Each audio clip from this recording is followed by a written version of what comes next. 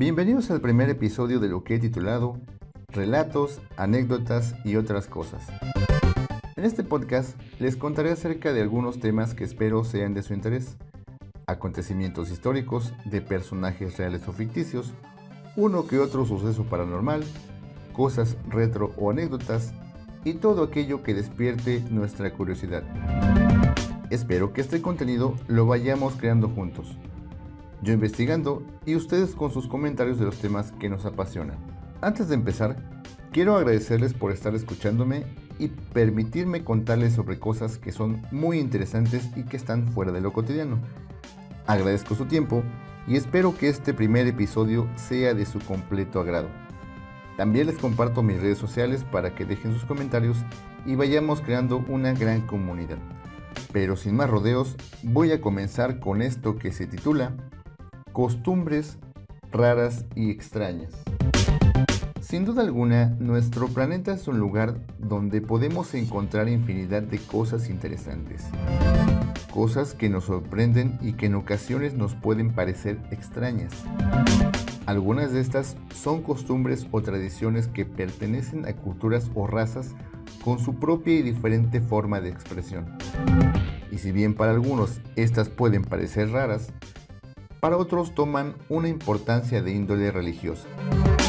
Y es por tal motivo que se deben de seguir al pie de la letra para conseguir algo en especial.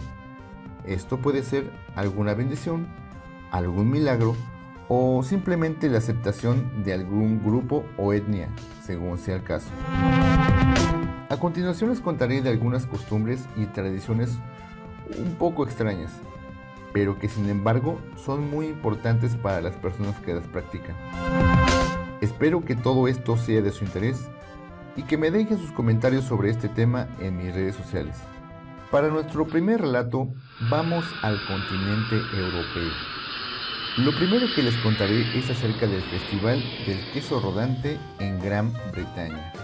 Por lo general, cuando pensamos en el típico inglés, ubicamos a una persona reservada, tranquila y sumamente educada. Pero hoy les voy a contar cómo los ingleses pueden llegar a volverse realmente locos en una festividad. La competencia, cuyo nombre oficial es Copperhill Cheese Rolling and Week, ocurre en la localidad de Gloucester, Inglaterra.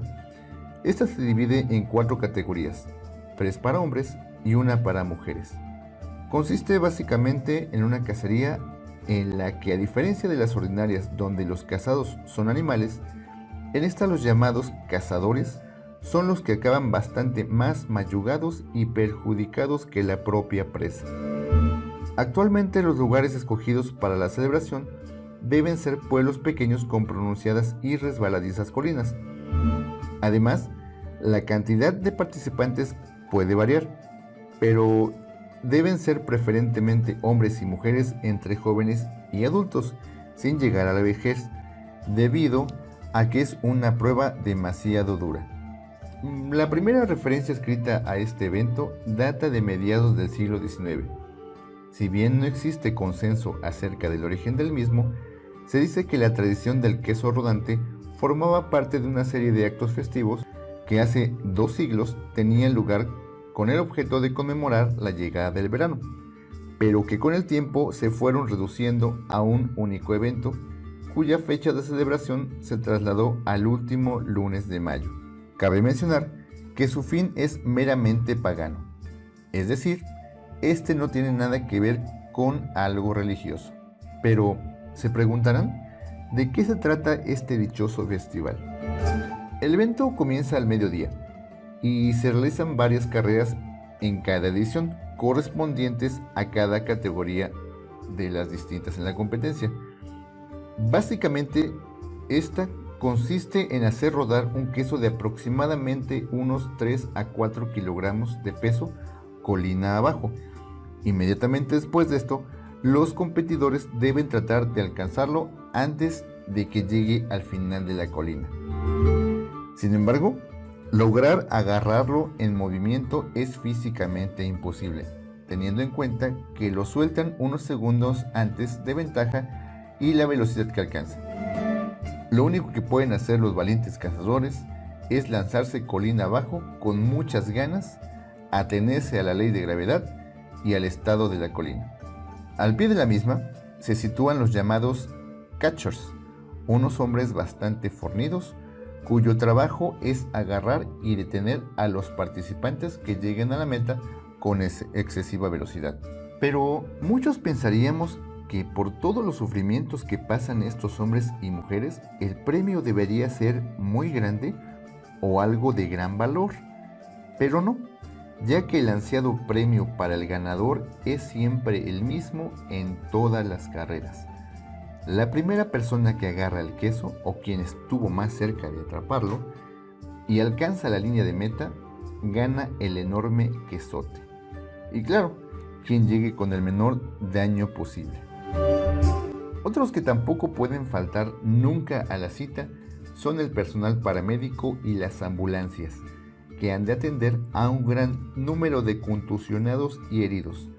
Algunos de estos accidentados logran cruzar la línea de llegada antes que nadie, pero lo hacen tan mayugados y en un estado tan catastrófico que levantar el pesado queso les resulta una tarea imposible.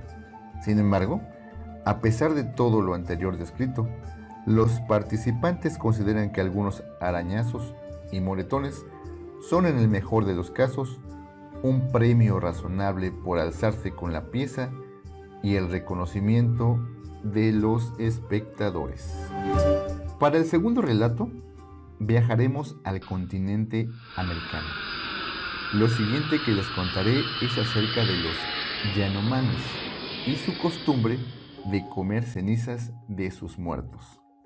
Por toda Latinoamérica podemos encontrar diversos grupos y etnias indígenas, la mayoría de ellas aisladas de la civilización. Tal es el caso de los Yanomamis, una de estas tribus indígenas que residen en América del Sur, específicamente en las selvas y montañas del norte de Brasil y el sur de Venezuela. Se dice que aproximadamente hace unos 15.000 años, esta tribu comenzó su proceso migratorio por el estrecho de Bering hasta llegar a Sudamérica, donde actualmente residen. Como dato informativo, se dice que aproximadamente unos 40 años atrás se instalaron en la zona misiones católicas salesianas, provenientes de Italia. Esto con el fin de ayudar a esta comunidad indígena a tener contacto con la civilización y así obtener algunos beneficios como medicinas o educación. Estas misiones están ubicadas mayormente en el Amazonas, ya que es el sitio de mayor concentración de esta tribu a causa de la colonización realizada por los portugueses en el año 1500.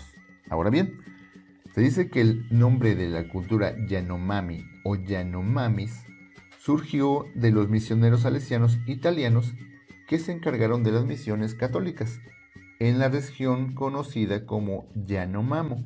De ahí el nombre asignado a esta etnia con el que se les conoce por todo el mundo.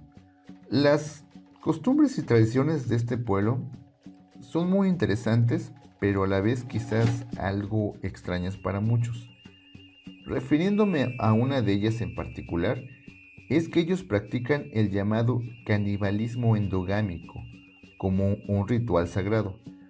Este consiste en la realización de una ceremonia funeraria donde luego de un mes de la muerte de algún miembro familiar, son cremados los huesos del finado. Inmediatamente después las cenizas son ingeridas mezcladas con plantas por todos los integrantes de la familia. La creencia Yanomami indica que en los huesos de la persona fallecida reside toda la energía vital. Por tanto, al ingerir las cenizas obtenidas de sus restos, esta energía se reintegra al grupo familiar, creando así un ciclo de energía vital que se mantiene dentro del núcleo familiar. Cabe decir que esta costumbre solo aplica si el pariente difunto fue una persona buena, dedicada a la familia y a la tribu. En caso de que el fallecido no contara con obras que dieran fe de su buen comportamiento, se procede a quemar sus restos por completo y se desechan las cenizas, para que así no se perpetúe la mala energía al resto del núcleo familiar. Como nos podemos dar cuenta, el mundo espiritual es una parte fundamental de la vida de los Yanomamis. Cada criatura, piedra, árbol y montaña tienen su espíritu propio. Y a veces estos son malignos y atacan a los Yanomamis. Es por esto que los chamanes de su tribu controlan a estos espíritus inhalando un polvo alucinógeno llamado yacoana. A través de su trance visionario se encuentran con los espíritus o chapiripe, con los que entran en contacto y pueden alejarlos de la tribu, evitando así los males. Pero a pesar de todo lo extraño que parezca esto, el poder conocer y admirar un poco más acerca de estas costumbres es absolutamente enriquecedor. ¿O no lo creen ustedes? Para el tercer relato, vamos ahora al continente asiático, con las llamadas mujeres jirafa. En nuestro mundo existen distintas tradiciones y rituales raros en los que se modifican partes del cuerpo por ideas ya sea culturales o simples creencias. Uno de los más famosos es el de los aros en el cuello que usan las llamadas mujeres jirafa, más conocidas como Padaun o Kayan, como prefieren ser nombradas. Ellas usan collares para estirar el cuello. La fuerza que ejercen los aros y el peso es lo que ocasiona el alargamiento. Esta costumbre que ha resistido el paso del tiempo las convierte en una de las atracciones turísticas preferidas de Tailandia y Myanmar, países del sudeste asiático. Cabe mencionar que lo que usan en el cuello no son aros precisamente, sino un hilo de metal que se va doblando hasta que toma la forma de espiral. Esto comienza a ser usado por las mujeres desde que tienen aproximadamente 5 años y conforme pasa el tiempo es reemplazado por un hilo de metal más largo para dar más vueltas alrededor del cuello. En realidad, ese objeto no hace más largo el cuello de las mujeres, aunque así lo parezca. Lo que sucede es que los músculos que cubren el espiral se debilitan, mientras que la clavícula se va deformando hasta hundirse por el peso. Asimismo, la parte de la mandíbula y la garganta se mantienen erecta y alzada, por lo que parecen que lo tienen extremadamente largo, sin ser así. No existe un origen claro de cómo nació esta tradición. La única aceptada por la misma población es que lo hacen por belleza e identidad cultural. Existe la idea de que lo hacen para darles aspecto de un dragón, principalmente porque los Kayan tienen la creencia de que son originarios de un dragón hembra y un ángel híbrido de humano, idea que motiva su festival más importante, el Kai Ten Bo. Según cuentan algunos nativos, sus tribus llegaron a la zona central de Myanmar en Birmania alrededor de hace unos 2000 años, procedentes del desierto de Gobi en Mongolia. Sin embargo, la realidad es otra. Se dice que después de un conflicto militar que se llevó a cabo en Birmania a finales de los 80 y los 90, los pueblos Kayan migraron hacia la frontera de Tailandia, donde se construyeron campos de refugiados. Las mujeres que tenían aros alrededor del cuello, lo cual los hacía lucir más largos, fueron situadas en un lugar exclusivo que eventualmente se convirtió en un atractivo turístico. Personas alrededor de esta zona y pronto todo el mundo comenzaron a ir a ese espacio para pagar por verlas, y aunque eso hacía su vida autosustentable, las hacía ver como fenómenos de circo. Las mujeres jirafa deben sonreír y tratar bien a los turistas, tomándose fotos, así como realizando algunas acciones que parecen tradicionales de la tribu, como tejer ropa que posteriormente los turistas pueden comprar. Por otro lado, los hombres y niños viven al lado de estos asentamientos, pero todos estos refugiados de la guerra están en una situación ilegal. No se les considera ciudadanos, no tienen el derecho de cultivar ni talar árboles y tampoco se les permite trabajar en otra cosa, si quieren permanecer en el país. deben quedarse en esas tribus. Hasta fines de la primera década del siglo XXI, el gobierno de Tailandia se negaba a otorgar permisos de migración para los Kayan, principalmente porque el sector turístico era uno de los que generaban más ganancias para el gobierno. Sin embargo, desde hace al menos una década, algunas de las mujeres de la tribu han decidido quitarse los aros para encajar mejor con el mundo moderno, o como forma de protesta por el exceso de turismo. Asimismo, otras deciden mantenerlo para seguir beneficiándose o por su propia identidad. A mi parecer, no deberían exhibirse personas como objetos o cosas raras, pero desgraciadamente en nuestro mundo moderno aún existe esto. Siguiendo con nuestro relato, ahora vamos a la India. Ahí les contaré sobre la costumbre que tienen de lanzar a los bebés desde lugares altos. Se nos ha insistido que debemos respetar y ser tolerantes con las culturas y con las tradiciones de los diferentes pueblos del mundo.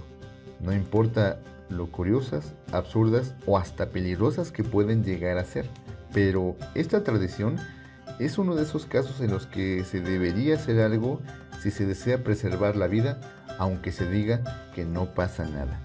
Todos los años en la ciudad india de Solapur se sigue practicando un ritual que se remonta hace casi 700 años. En este, los padres de familia permiten que lancen a los bebés desde el techo de un santuario y que los reciban a más de 15 metros abajo en una sabana extendida, para que tengan suerte y fortaleza el resto de su vida.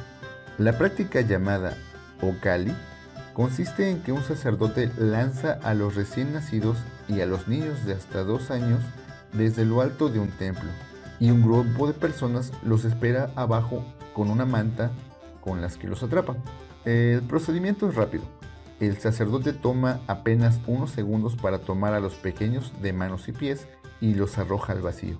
Los más pequeñitos no entienden nada de esto, pero los que ya están sobre los 2 años se muestran horrorizados cuando esperan para ser arrojados. Esta tradición es como una ofrenda por parte de los padres, ya que en sus oraciones para que un bebé nazca sano, ellos incluyen la promesa de lanzar al bebé como ofrenda al Dios que concedió el favor. Según la tradición, los padres creen que sus hijos serán más fuertes y tendrán buen augurio siempre que logren sobrevivir a la caída. El motivo de esta tradición no es otra que la creencia colectiva acerca de que es un acto en el que Dios bendice al niño, reportándole salud y prosperidad para él y para su familia. Pero a pesar de todo esto, esta tradición no es vista como un delito en Tailandia, y como no existe una ley que la prohíba, las autoridades no pueden hacer nada para impedirla. Si bien muchas voces se han manifestado en contra de esta práctica, como también ocurre en otras partes del mundo, por ejemplo con las corridas de toros en España, aún no se ha logrado prohibir estos lanzamientos. La Comisión Nacional para la Protección de los Derechos Infantiles inició hace unos años una investigación para comprobar si este ritual atenta contra algún derecho en específico de los infantes. Este proceso inició en el año 2009 y hasta la fecha no se ha llegado a nada. Considero muy complicado prohibir esta tradición que lleva ya varios siglos siendo practicada, y además, dejando de lado las bases que la sustentan, se dice que todo esto es porque, según los sacerdotes y habitantes del lugar, es la única forma para afrontar el alto nivel de mortalidad infantil de la región. De hecho, quienes la practican dan fe de su aparente efectividad. Pero parezca lo que parezca, esto se sigue llevando a cabo a pesar de todo, ya que en ocasiones la fe suele representarse un poco demasiado más absurda de lo que en realidad es. Nos quedamos aún en Asia. Ahora les contaré sobre la tradición china de los pies vendados o pies de loto. Este relato lo comienzo con una interrogante. ¿Cuántos de nosotros no hemos llevado un zapato muy ajustado durante horas? ¿Se imaginan la sensación cuando llegamos a casa y nos los quitamos? Esto es indescriptible y sin duda muy, pero muy relajante. Pero el dolor y las heridas que pueden producir un zapato son terribles. Sin embargo, nada se puede acercar a una práctica china que duró mucho tiempo y que perjudicó a muchas mujeres y a niñas en ese país. Los primeros escritos sobre la práctica se remontan a la dinastía Tang, que gobernó desde el 618 hasta el 907 después de Cristo. Se dice que posiblemente surgió entre los bailarines de la corte de la clase alta y que de ahí pasó al resto de élites de la sociedad. Algunos historiadores creen que la tradición surgió cuando las mujeres comenzaron a imitar a la concubina imperial, que era conocida por sus diminutos pies envueltos. Independientemente de sus orígenes, estos pies rediseñados, por así llamarlos, se pusieron de moda entre las familias chinas de clase alta hace alrededor de unos 1000 años hasta hace poco tiempo, relativamente. Se cuenta que esta práctica se solía realizar en los meses de invierno, para que el frío se pudiera utilizar para ayudar a adormecer las lesiones y prevenir infecciones. En algún momento después de que una niña cumpliera 2 años, y generalmente antes de que cumpliera los 6, la pequeña era apartada por un anciano, miembro de la familia o un profesional de la técnica para iniciar la alteración. Esta era una práctica terriblemente dolorosa, que desfiguró los pies de millones de niñas y mujeres chinas por siglos debido a las ataduras o vendas en sus plantas. Para elegir el día en que comenzaba esta práctica, se consultaba a un astrólogo, y este se encargaba de decidir el día de inicio. El primer día, tanto la niña como su madre hacían ofrendas de pasteles de arroz para pedir a los dioses que todo el proceso fuera favorable. Ahora bien, omitiendo los detalles más desagradables del proceso, solo haré mención que se trata de un proceso constante de deformación de los dedos en que se vendan fuertemente contra el talón, y esto se repetía cada 2 días durante 10 años.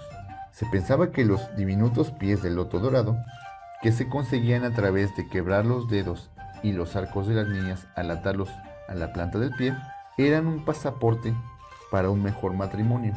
Desde el punto de vista convencional, los pies vendados existían para complacer a los hombres, ya que se creía que ellos eran atraídos por los pies pequeños. Una vez que los pies alcanzaban las medidas deseadas, las antiestéticas fijaciones se adornaban con zapatillas de seda. De esta forma, cuando una joven con una flor de loto se insertaba en la sociedad, se convertía en una pareja muy buscada.